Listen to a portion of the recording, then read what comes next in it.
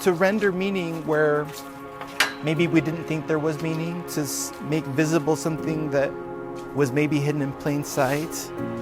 I think for me, it's been about revealing truths in myself, not just as a queer person outside the binary, but about the desires that we carry in our bodies and the stories that we create. What art can do is remind us of our human values, of our human capacities.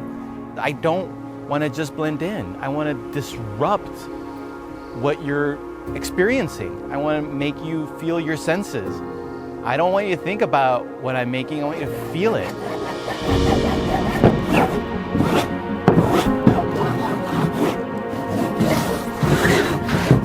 Being an artist, being Mexican, tied into the Latin diaspora is really beautiful. It's really deep, and I feel like I want to get to a point where I can't think of one face or one kind of person when I think of Latin people, Latinx people, Hispanic people. Like, I can't, there's no stereotype.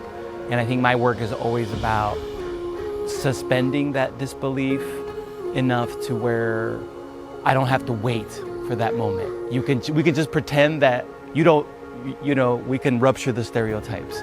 And maybe when you look at my work, you can gain a deeper understanding of the Mexican migrant experience, even though you don't see a field worker. Because that's also really beautiful. But I feel like my people have been subjugated in that subject matter for so long. I want them to be free in my work. So I paint them like big abstract beauties and monsters and wizards.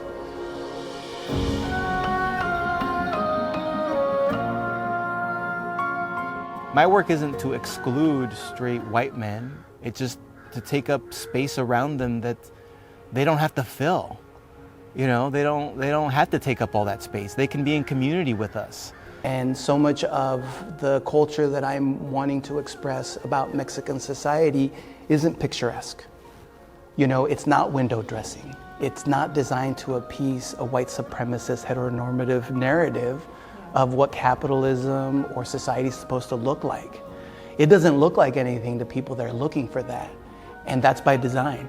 And that's why I work in this direct way that people think is abstract. I've let go of the myth of having to be the savior and to make a thing that saves me and everybody else.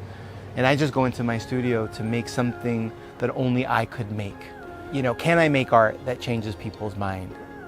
And I think over the years, I've come to the realization that I can't compete with terrorists, politicians, or celebrities. I can never keep up with them.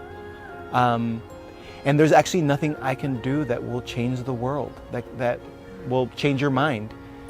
You have to change your mind for yourself. My work can be part of that change story that you tell yourself, but you got to do that work. I'm always surprised by how much my works elicit from audiences' imaginations. And I think that's why, work that engages and unpacks trauma is so valuable. There's a lot of trauma to unpack that we don't have to fear. So I have to make that work, and I have to tell those stories so that in the future people have an ancestor. We're caught in this fabric of words that create images, that create stories, that create expectations for how we live and die.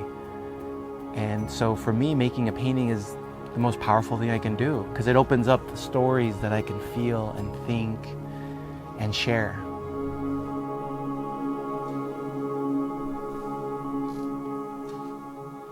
Thanks for checking out these artist stories. I'm Charles Froelick, and my gallery produces these because I believe our artists matter. If you like it, please hit the thumbs up button, subscribe to stay up to date with all of our stories, and let us know what you think in the comments section.